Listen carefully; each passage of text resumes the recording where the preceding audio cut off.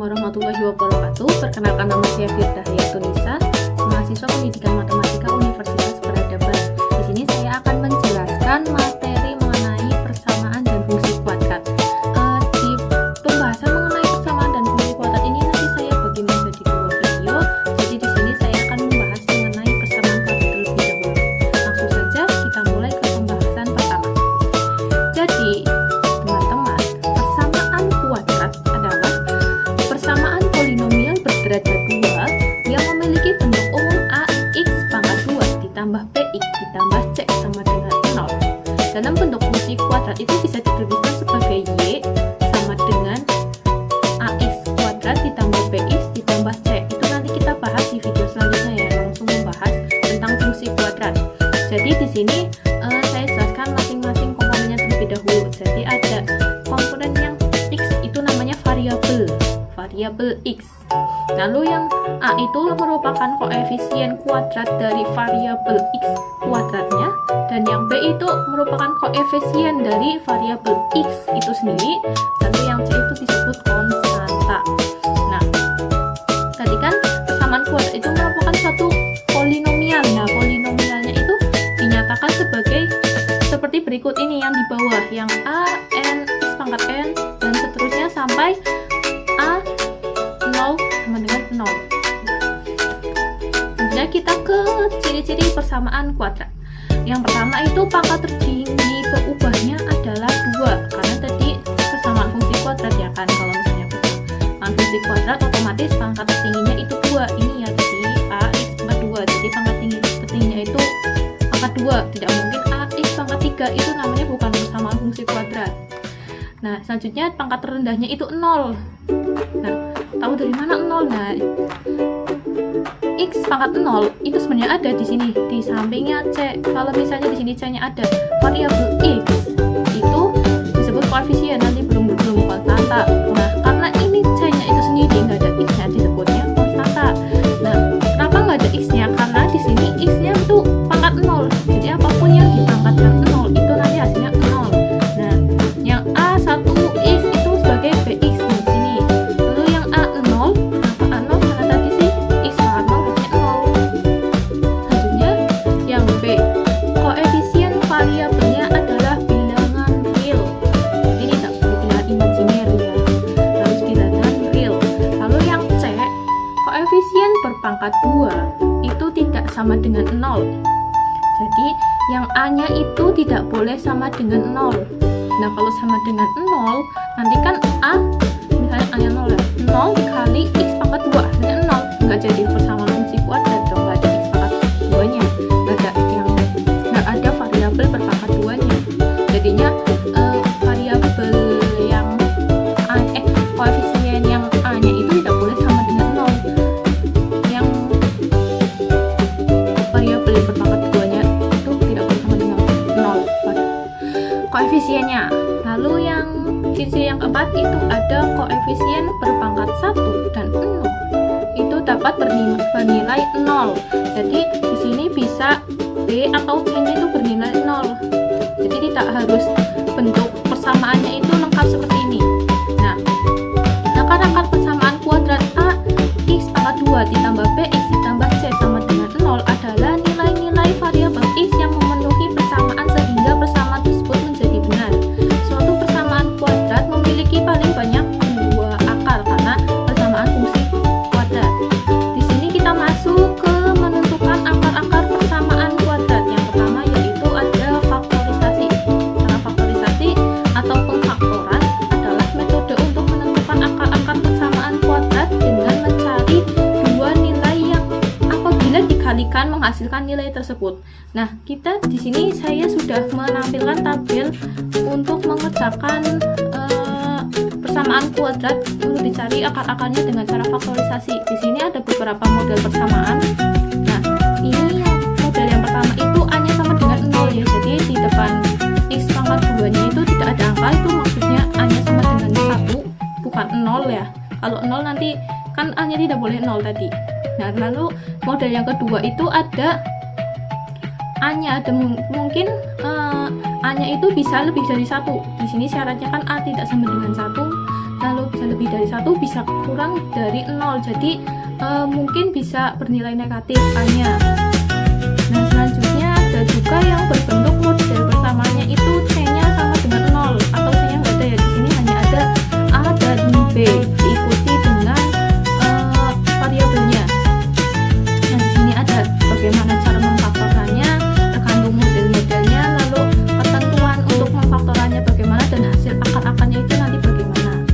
Nah, kita masuk ke contoh soal faktorisasi.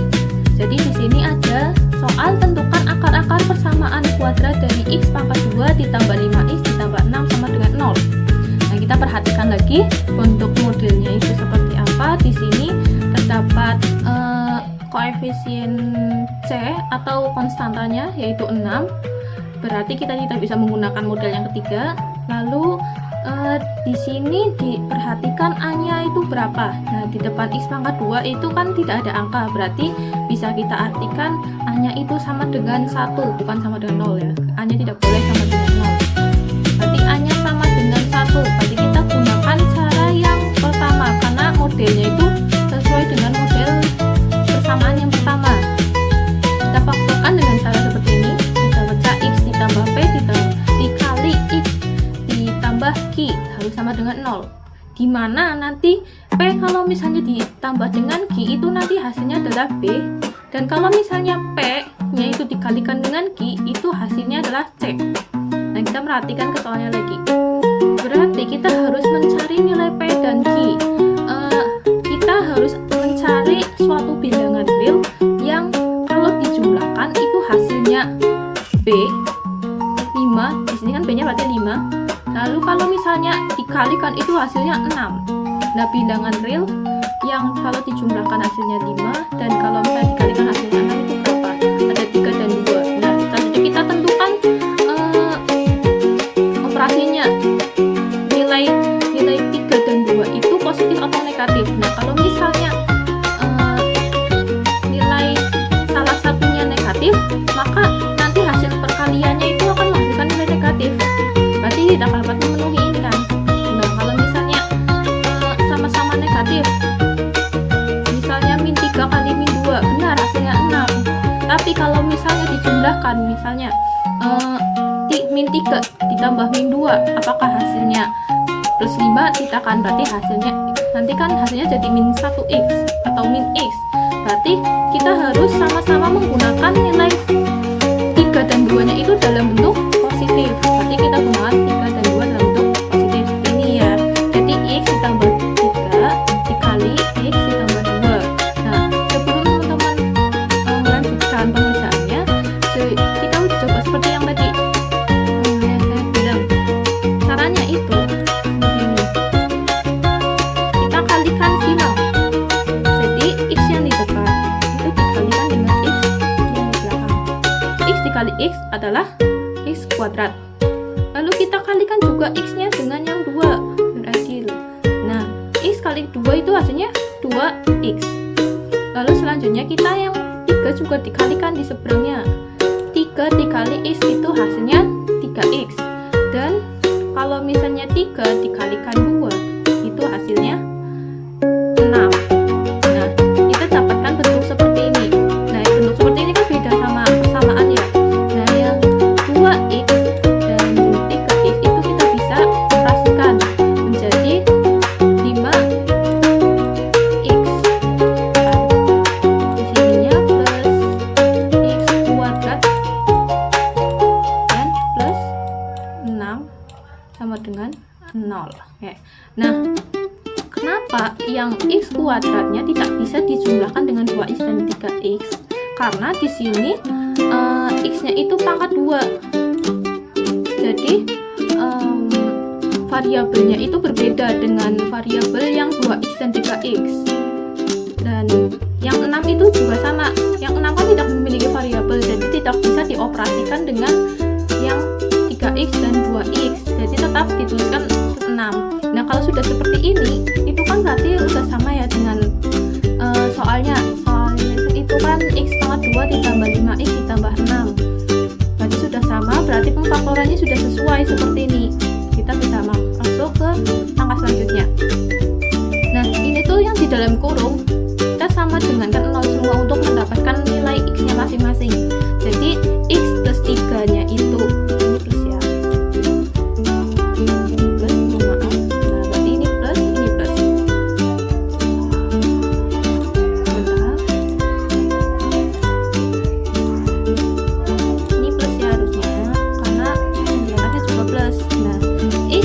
3 sama dengan 0 dan X plus 2 sama dengan 0.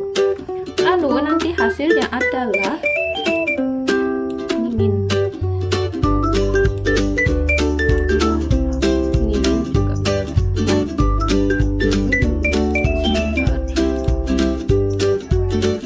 Ini hasilnya X sama dengan min 3 ya. Karena 3-nya itu kita pindahkan ke sisi sebelah kanan.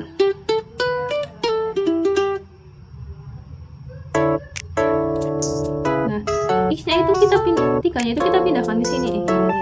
Nah, 3-nya kita pindahkan ke sini dan plus 2-nya kita pindahkan juga ke seberangnya. Nah, kalau misalnya dipindahkan berarti kan nilainya itu juga berubah dari yang asalnya positif lalu menjadi negatif. Maka X-nya itu bisa sama dengan min 3 ataupun X-nya sama dengan min 2. Kita mendapatkan dua nilai X. Nah, karena sudah mendapat nilai X, berarti kita sudah mendapatkan akar-akar dari persamaan kuadrat tersebut, yaitu X1 sama dengan min 3 dan X2 sama dengan min 2 gitu. Kita lanjutkan ke cara yang kedua untuk menentukan akar-akar persamaan kuadrat. Yang pertama itu kan tadi udah memfaktorkan atau faktorisasi atau pemfaktoran. Nah, cara yang kedua itu ada kuadrat sempurna, di mana kuadrat sempurna itu merupakan persamaan yang menghasilkan nilai rasional. Penyelesaian persamaan kuadrat dengan metode melengkapkan kuadrat dilakukan dengan menggunakan rumus berikut. Jadi ada rumusnya itu X ditambah P pangkat 2 sama dengan X pangkat 2 ditambah 2X X2P dikali X ditambah P dipangkatkan 2. Lalu ubah bentuk menjadi persamaan yang seperti ini, X ditambah P dipangkatkan 2 sama dengan Q. Jadi ininya nanti dengan Q. Bahasanya itu seperti ini. Nanti kalau misalnya udah dalam bentuk X plus P pangkat 2 sama dengan Q, itu nanti Q-nya kita bisa tentukan bernilai positif atau negatif dengan P-nya itu dipindahkan di sampingnya Q. Nanti kita menemukan nilai X-nya. Kita masuk ke contoh soal kuadrat sempurna, dimana ada soal tentukanlah akar-akar persamaan kuadrat X pangkat 2 min 6X ditambah 8 sama dengan 0. Pertama kita pindahkan dulu nih nilai koefisiennya. Di sini kan koefisien atau C-nya itu 8. Kita pindahkan ke sini. Jadi kan nanti bentuknya menjadi X pangkat 2 dikurangi 6X sama dengan min 8. Kenapa min 8? Karena tadinya kan ketika di sebelah kiri itu 8-nya bernilai positif, lalu kita pindahkan menjadi nilai negatif. Selanjutnya kita cari angka untuk menyederhanakan persamaan ini. Nah, di sini saya gunakan ke 9. Kita tambahkan ke ruas kiri maupun ruas kanan agar persamaannya lebih mudah ataupun lebih sederhana. Jadi di bagian sebelah kiri kita tambahkan 9 dan sebelah kanannya kita tambahkan 9 juga. Nah, yang sebelah kanan ini sudah saya kerjakan menjadi min 8 ditambah 9, itu kan hasilnya 1. Jadi lebih ringkas kan berarti. Nah, yang ini menjadi X pangkat 2 dikurangi 6X ditambah 9. Nah, kalau misalnya sudah bentuk seperti ini, itu kita tinggal ubah dalam bentuk seperti yang tadi, yang X ditambah P pangkat 2 sama dengan Q. Jadi kita cari nilai P-nya itu gimana cara mencari nilai P? Jadi nilai berapa yang kalau misalnya dijumlahkan itu menghasilkan B, lalu yang dikalikan itu menghasilkan C, menghasilkan C. Dan nilai itu harus sama, karena nanti kan dikuadratkan. Nah, yang kalau misalnya dijumlahkan sama dengan 6, dan kalau dikalikan sama dengan 3, dan bila itu nilainya sama, yaitu angka 3. 3 tambah 3 itu 6, 3 kali 3 itu 9. Makanya kita buat persamaan selanjutnya, yaitu X dikurangi 3 pangkat 2 sama dengan 1. Nah, kita masuk ke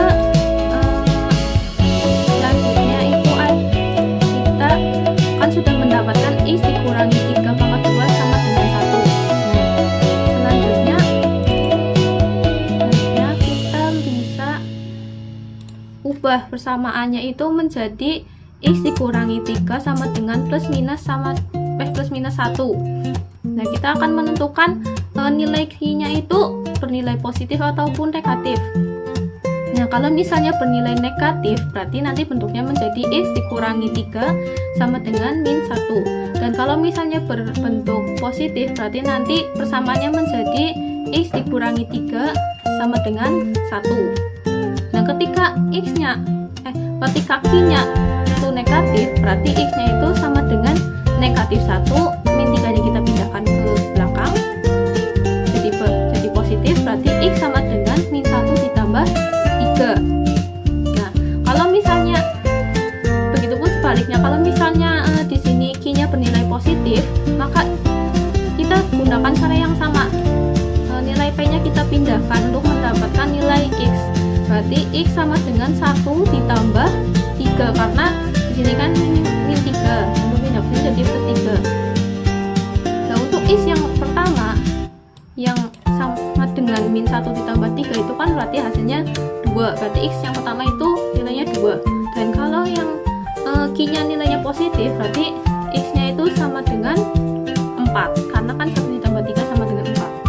Nah, kita sudah mendapatkan dua nilai akar-akar persamaan kuadrat dari X kuadrat min 6X plus 8, yaitu yang pertama adalah 2 dan yang kedua adalah 4. Kita lanjutkan ke cara yang ketiga untuk menentukan akar-akar persamaan kuadrat. Cara yang ketiga yaitu menggunakan rumus kuadrat atau rumus persamaan kuadrat atau rumus ABC ya, yang sering disebut oleh mungkin guru kalian atau lebih dikenalnya itu rumus ABC.